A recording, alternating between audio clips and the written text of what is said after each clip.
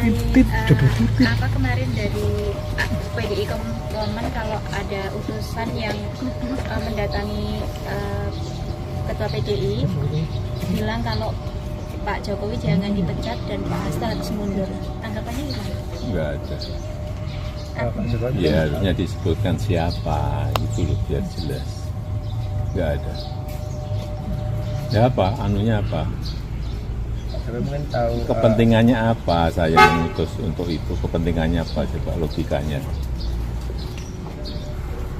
jadi tidak ada. Saya itu udah diem loh ya. Difitnah saya diem, dicela saya diem, dijelekan saya diem, dimaki-maki saya diem. Saya ngalah terus loh. Tapi ada batasnya. Ya. Namanya kalau disebut sama PDI ya Pak ya? Masih bisa dipotong. Ya. Udah. Lagi. Jadi dari awal kita mengatakan bahwa Mas Hasto adalah tahanan politik, korban dari kesenang-senangan institusi penegak hukum yang memperlakukan beliau sebagai seorang kriminal.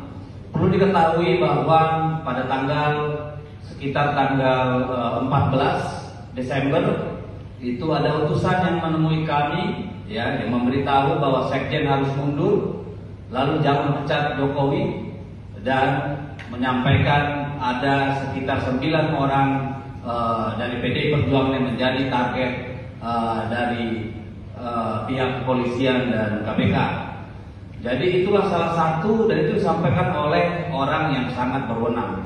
Dan itulah juga yang menjadi keyakinan kami bahwa seutuhnya persoalan ini adalah persoalan yang dilandasi oleh itikat tidak baik.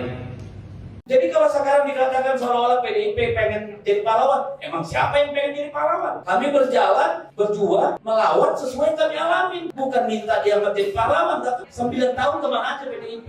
Seolah-olah tidak ada dinamika. Tapi apakah kita harus cengeng menceritakan bagaimana begitu banyak ketidaksetujuan, berapa kali kami dikhianati, tapi harus menahan diri sebagai partai politik, sebagai konsekuensi dari pilihan.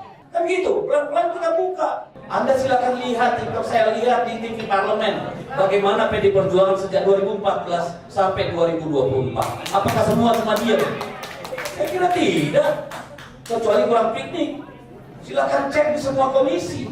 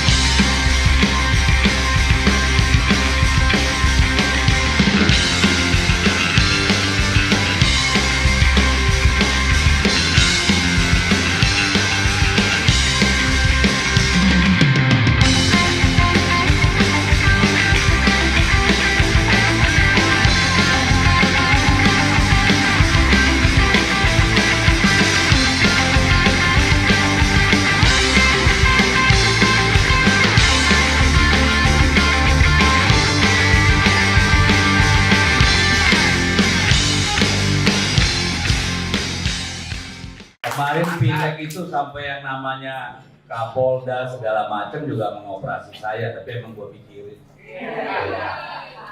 Ya, macam-macam lah ya, sampai hari ini kita hadapi nggak ada urusan. Jadi mungkin gini, apa sih bicara buku papa sama Gibran? Gak kelas lah bicarain. Ini kan cuma ternak gitu ya. Hulu permasalahan kita kan ada yang namanya pada Joko Widodo. Ya, ini kebalikan nih kita ini kebanyakan di sini. Kalau kami kan dulu menggendong lalu nyadar, iya kan? Sementara teman-teman sebagian di sini nyadar, sekarang menggendong, nah gitu. Karena hampir tidak ada perbedaan yang terjadi selama 10 tahun Jokowi dengan kemungkinan yang akan kita hadapi tahun-tahun ke depan. Akan terjadi repabrikasi segala hal buruk yang diwariskan oleh beliau. Karena 16 menteri yang ada di kabinet itu kabinet second. bukan kabinet Zaken. Ya, jadi sulit kita berharap dari situ. Mana banyak yang stunting lagi. Ya kan? Jadi persoalan kita ada pada Jokowi. Jokowi harus kita akui seorang ahli strategi ulu. Mau nggak mau, iya kan? Kita harus akui. Tapi bukan karena hebatnya, tapi karena nekatnya. Licik. Ya kan? Kita bedakan dulu karena semua presiden berpotensi melakukan apapun yang dilakukan Jokowi, tapi tidak ada yang cukup nekat untuk seperti Jokowi, kan itu persoalannya. Kan begitu. Nah, Jokowi harus kita akui adalah seorang ahli pencitraan yang udah level dewa. Pak SBY kalah. Pak SBY dulu pakai ilmunya Bill Clinton, ya. Kalau Jokowi udah pakai ilmunya Obama dan lebih lagi, ya. Jokowi berhasil menghipnotis anak bangsa ini, termasuk PDI Perjuangan yang mencitrakan dia sebagai anak wong biasa yang lahir di pinggir kali, lalu menapaki tangga politik secara baik dengan mentalitas yang baik. Kan itu kita bertuju semua. Tetapi itu terjadi hanya 5 tahun. Dia bersyukur karena apa? Dia lahir pada saat handphone mulai ada kamera. Betul nggak? Karena itulah yang kemudian membuatnya cepat viral ketika semua orang bisa berselfie dengan yang namanya Jokowi, which is nggak mungkin pada zaman presiden-presiden sebelumnya. Ya. Yang kedua, Jokowi lahir ini dosa Pak SBY. Pada saat presiden punya pesawat kepresidenan, jadi dia bisa bebas tiap hari luntang-lantung dari satu pasar ke pasar lain untuk mencitrakan dirinya sebagai seorang presiden yang sangat merakyat.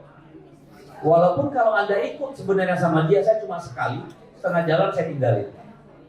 Ketika membagi-bagi kaos itu, saya nggak tega, Pak, saya tinggalin. Itu kayak bagi-bagi apa gitu. Ada satu foto yang saya dapat dari web, itu foto perempuan-perempuan Belanda melempar remah-remah beras kepada orang-orang Indonesia. Otaknya Jokowi persis seperti itu. Dan rakyat kita yang sedang euforia media sosial ini senang sekali dengan itu. Ditambah dengan kenekatannya membangun sana sini tanpa memperhitungkan kemampuan negara maupun kemampuan BUMN. Saat ini apa yang terjadi? BUMN-nya karya semua mau modal, semua BUMN karya itu sudah mau mati karena dipaksa untuk ngutang terus sampai dia hancur, ya, sampai betul-betul hancur. APBN-nya didorong sedemikian rupa sehingga hutang kita mencapai jumlah seperti itu. Yang kita dapat hanya aset yang dalam 2 tahun mengalami penurunan dan kemudian memerlukan biaya untuk perawatan. Tetapi yang diwariskan pada kita APBN yang tidak berdaya. Yang diwariskan pada kita kehancuran sumber daya alam dan lingkungan. Jadi sebenarnya kalau dibilang Indonesia emas, yang benar Indonesia cemas. Nggak ada tuh, ya. Nah, problemnya kemudian adalah ketika 2019 dilantik, di situ Jokowi berteriak di gedung MPR, saya tidak punya beban. Kita kira tidak punya beban akan membangun habis-habisan, bersih beneran, revolusi mental terjadi. Ternyata apa yang terjadi? Tiap malam kongko sama konglomerat. Itulah tidak ada beban. Ketika sejak 2019 kemudian yang namanya usaha martabak dan pisang itu berubah menjadi udah tahu semua lah. Ya, menjadi Sinarmas, menjadi Shopee, menjadi macam-macam. Dan kalau diperiksa nanti kalau Kapolri-nya udah ganti, mau meriksa ketahuan tuh berapa T masing-masing tuh barang itu. Ya. Lalu kita dengar PSN. Apakah PSN itu bersih, tidak ada yang namanya kickback? Maaf, saya nggak bisa tertipu. Pasti ada.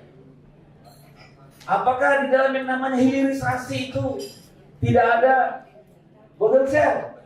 Kalau saya sih yakin pasti ada. Jadi orientasinya adalah apa? Saya kemudian mendalami bahwa Jokowi ini memang manusia yang diasuh oleh syahwat kekuasaan yang luar biasa. Dia power addict.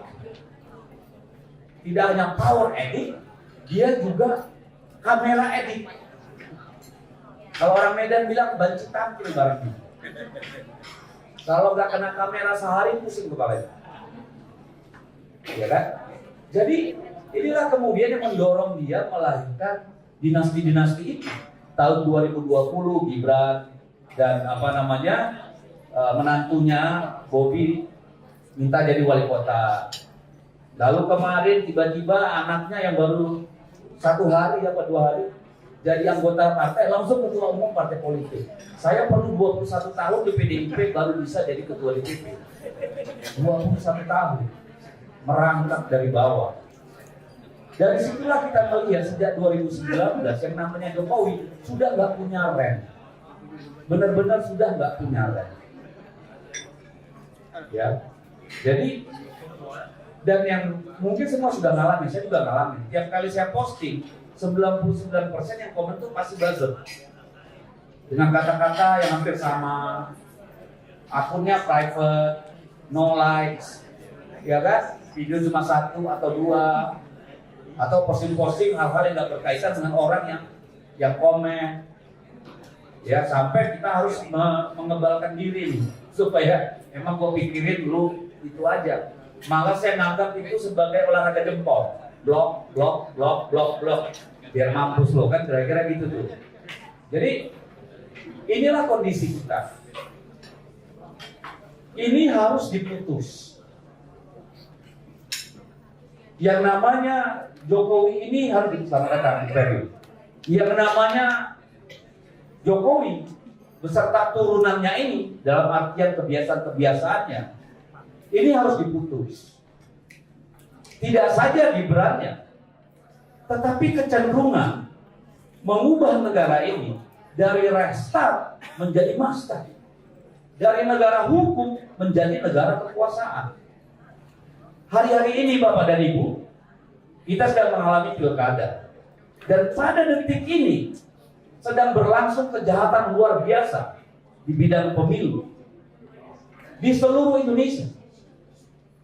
Tadi pagi aja kami menemukan di beberapa kota dan kabupaten di Sumatera Utara pembagian beras dan uang. Berasnya ditaruh nama BN, Beras Nusantara. Tapi kan kita tahu BN itu siapa? Ya kan, orang bisa berspekulasi itu Bobi Nasution. Ya iyalah, masa ada orang yang BN tiba-tiba ngasih beras ke sana kemari. Kita aja belum tentu mau kasih beras sama tetangga. Nama berasnya BN, duit cepet. Kan gitu nih. Yang bagi siapa? Camat, kepala desa, Kepling kalau di sini ketua RT. Kan gitu nih. Berasnya ditaruh di rumah orang tua camat.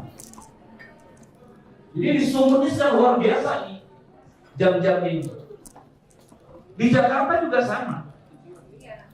Ya. Kemarin karena Mas Pram dan Jul itu meninggalkan yang namanya RK, kepanasan tuh di sana itu, di Solo. Ya. Lalu menugaskan salah seorang, saya dengar, mengumpulkan para naga-naga untuk mengumpulkan sumbangan. Dan yang kita lihat perhamburan lah yang namanya sembako sekarang sampai detik ini di Jakarta. Di provinsi-provinsi lain, ini PJ-PJ yang ngumpulin dinas, tenaga desa, segala macam untuk mengarahkan kepada calon-calon tertentu. Jadi hukumnya udah rusak. Yang paling berpengaruh siapa? Polisi. Yang sekarang sedang melakukan kejahatan terhadap Republik ini adalah oknum-oknum polisi. Ya, kalau oknum banyak terserah kalau oknum namanya apa enggak. Ya kan? Ya, partai coklat lah katanya. Lalu yang kedua siapa? PJ kepala daerah. Karena hampir semua daerah ini PJ. 99% ini oleh PJ. PJ ini geraknya gila-gilaan. Ya, ada yang dengan inisiatif sendiri, ada karena yang mau dapat keuntungan, ada yang bisa melakukan komodifikasi terhadap pemilu ini. Ini sedang terjadi di semua penjuru negeri. Jadi kalau ini tidak dihentikan, ya omong kosong kita bicara Gibran secara politik maupun hukum. Ya karena apa? Artinya kekuatan merata, ya mimpi siang bolong kalau bisa gagu-gagu Gibran. Bung Sitorus, bagaimana cara menghentikan itu? Ntar dulu. Waktunya 2-3 menit. Kalau 2-3 menit gua tutup sekarang nih. Kita jauh-jauh macet masalah segitu. Jadi sadar. Iya, paham. Jadi ini persoalannya adalah, pertanyaan saya adalah, kita punya presiden apa enggak sih? Atau kita balik pertanyaan, sampai kapan kita menunggu Pak Prabowo mendapatkan kepercayaan diri benar-benar sebagai seorang presiden, sebagai primus inter pares di Republik ini? Kalau itu nggak kejadian, ya boro-boro ngomong politik Pak, mereka 84%. Nggak ada politik yang bisa mengubah konstelasi. Mau bicara hukum, kalau Kapolrinya masih Listio Sigit, sampai berbulu di gelas nggak akan ada perubahan Pak. Bayangin gelas bisa bulu Pak. Jadi ini, kalau Pak Prabowo sudah mengganti Kapolri, mungkin kita bicara hukum, karena saya percaya banyak perwira-perwira yang tidak mau institusi Polri rusak oleh Kapolrinya. Tapi kalau masih dia yang jadi Kapolri, nggak ada harapan. Itu yang pertama kalau hukum. Politik tadi, kalau Pak Prabowo tidak menemukan kekuatannya sebagai presiden, nggak usah ngomong politik. Lalu apa yang harus kita lakukan? Yang bisa mengubah para penguasa ini, kalau ada kerumunan dan ada hak privat. Dua ini aja. Kemarin revisi undang-undang pilkada yang bermaksud membegal putusan Mahkamah Konstitusi bubar jalan gara-gara apa? Banyak orang berkumpul di depan gedung DPR dan di berbagai kota, bubar jalan. Jadi nggak usah ngomong politik, nggak ngomong hukum. Bisa nggak kita bawa orang sebanyak-banyaknya? Saya kira bukan. Kenapa? Karena semua yang dukung ini juga, saya kira tidak dengan hati yang bersih. Kan ini ilmunya Edgar H. Hoover. Ya, yang mengumpulkan semua kasus-kasus para elit-elit. Silakan lu nyolong datamu sama gua. Ini kan mereka di tiang gantungan, Pak. Jadi kalau dibilang mereka dukung Jokowi itu dengan tulus ikhlas, enggak. Semua pada takut. Karena apa? Ya banyak dosanya. Kalau nggak ada dosanya, emang takut. Bu Mega misalnya, emang gue pikirin, suka lu, panggil gua katanya sama Kapolri. Kan gitu nih. Jadi perubahan itu hanya akan dimungkinkan di jalanan. Saya tidak menyuruh orang ke jalanan, tapi kan ditanya tadi ya, gimana caranya mengubah? Ya orang di jalan. Yang ditakuti cuma itu. Gak ada yang lain. Ya. Jadi mari kita coba dari sini 100 orang, nanti 1000 orang, lalu 10.000 orang, mulanya di Jakarta, lalu Bandung, Surabaya, dan seterusnya. Hanya itu yang akan mengubah negara ini. Kalau tidak, apa yang kita alami 10 tahun Jokowi hanya akan diulang pada tahun-tahun mendatang. Iya kalau masih Pak Prabowo jadi presiden, kalau 2029 yang menang Gibran gimana dong? Kan ini pilkada sedang diatur-atur supaya semua jadi anak buahnya. Dalam artian bisa nanti menguasai negara dong. Jadi kalau tidak sekarang memang nggak ada kesempatan lain. Salah satu cara mengubah itu, langkah pertama adalah memastikan di pilkada bukan calon-calon yang didukung oleh Mulyono. Kan gitu nih. Karena ada pepatah Cina bilang, terima kebaikan orang, Anda kehilangan kemerdekaan. Lah bayangin orang kayak Lutfi, kayak Erkan, bukan minta dukungan rakyat, minta dukungannya Mulyono. Sampai kayaknya Jokowi itu buka jasa titipan tuh, jasa pilkada. Gila kan? Jadi saya kira bagi orang-orang bernalar, kita di persimpangan jalan. Kalau yang namanya institusi kekuasaan, institusi pemerintahan, elit-elit politik sudah mengangkangi, menepis aturan, undang-undang, konstitusi, membegal MK-nya, MA-nya, lantas harapan apa lagi yang kita punya? Jaga mulut baik-baik, jangan kepreset, kan cuma itu doang. Kalau lu jadi bandit, saya hidup. Tinggal jilat sana sini, lu survei. Tapi sekali Anda bicara kebenaran, ya siap-siap. Berhadapan dengan Barreskrim, berhadapan dengan KPK, berhadapan dengan kejaksaan. Kan itu, ini lebih parah dari zaman Soeharto loh. Gila aja kita ini setbacknya. Tapi juga ini mungkin peluang bagi kita untuk nanti cuci darah di DPR. Dengan syarat Pak Jokowi lagi, Pak Prabowo menemukan itu tadi, pusakanya sebagai presiden itu. Karena pusaka itu kayaknya masih ditarik-tarik sama Pak Jokowi, belum dipegang penuh tuh. Saya pribadi saya tersinggung ketika Pak Prabowo diperlakukan kayak begitu di Solo untuk dukung Jawa Tengah itu. Itu keterlaluan. Itu bukan hanya menghina Pak Prabowo sebagai pribadi, tapi lembaga kepresidenan. Mucis, gak masuk akal buat saya. Bayangkan kalau seorang presiden bisa diperlakukan seperti itu, apalagi kita ini diinjak, Pak. Kan itu nih problemnya. Jadi itu kesimpulannya, Pak Lukas. Jangan berharap perubahan secara politik maupun secara hukum yang mungkin hanya ketika rakyat mengatakan cukup, muat, dan seperti Wujud Tukul bilang, lawan. Ya, terima kasih. Kalau soal nyali kita bisa diuji ya Pak Ibu ya. Nyali kita udah diuji dari zaman Soeharto Pak, karena tiba-tiba jadi anggota DPR. Kalau soal itu silakan kita berdebat sampai pagi. Lalu begini, konstitusi kita menyatakan bahwa harus ada partai politik, harus ada pemilu, ada trias politika. Kalau Anda nggak suka partai politik silakan. Karena pilihan luar partai politik apa? Monarki, apa? Model Korea Utara, silakan Anda pilih. Lalu yang kedua, PDP menikmati 9 tahun. Naturally, secara natural, semua partai bertarung, berkontestasi untuk mendapatkan mengelola kekuasaan. Apa itu partai politik? Isinya rakyat. Apa bukan manusia isinya? Bukan rakyat? Iya dong. Lalu ketika kemudian menang pemilu, PD Perjuangan ada di pemerintahan, wajar nggak dapat menteri? Ya wajar.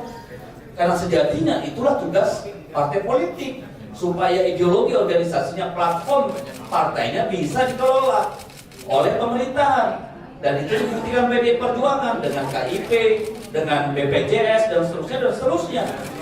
Lalu kalau dikatakan menikmati apanya? Yang jelas dong. Hanya karena kita punya 4 menteri, masing-masing tiap periode. Emang menteri apa yang kita dapat? Menteri Hukum, Menteri Dalam Negeri, Menpan RB, Menteri Pendaya Gunaan Perempuan. Emang kita ngambil Menteri BUMN? Emang kita ngambil Menteri Perdagangan? Lah, oh, nggak diminta. Bukan, nggak ada urusannya sama rakyat. Yang kita ambil itu kan yang urusannya dengan itu. Jadi kalau Anda katakan menikmati, ya memang harus menikmati. Kalau nggak jadi partai politik. Tapi apakah dipakai untuk memperdaya diri? Silakan Anda buktikan. Jadi kalau sekarang dikatakan seolah-olah PDIP pengen jadi pahlawan, emang siapa yang pengen jadi pahlawan?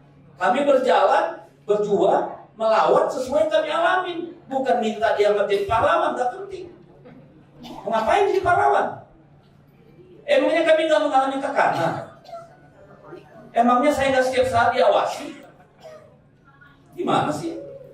Itu bukan untuk minta belas kasihan, enggak. Gak perlu PDIP, gak usah, emang kenapa?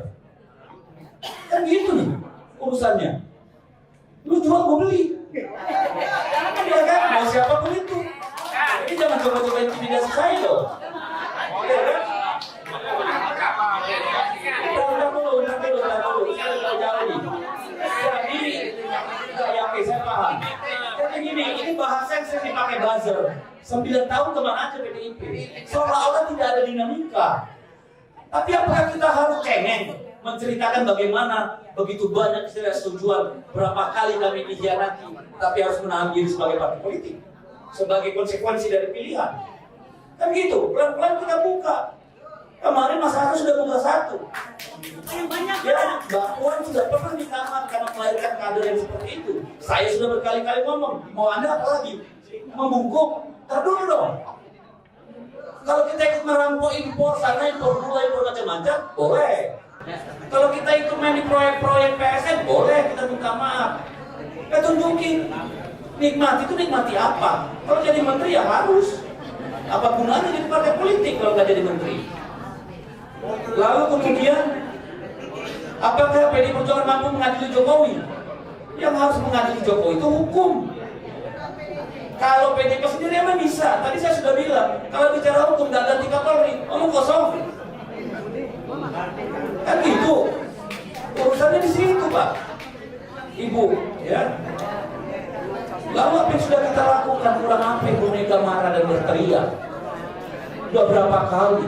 Anda silakan lihat, TikTok saya lihat di TV Parlemen bagaimana PDI Perjuangan sejak 2014 sampai 2024. Apakah semua cuma diam?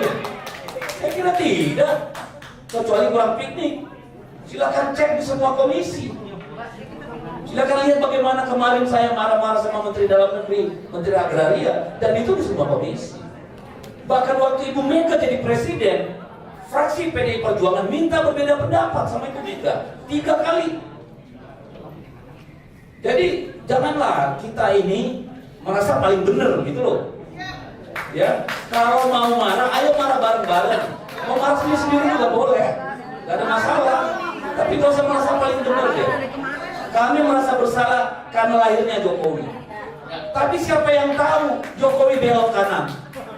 Malaikat aja tertipu, apalagi cuma gue.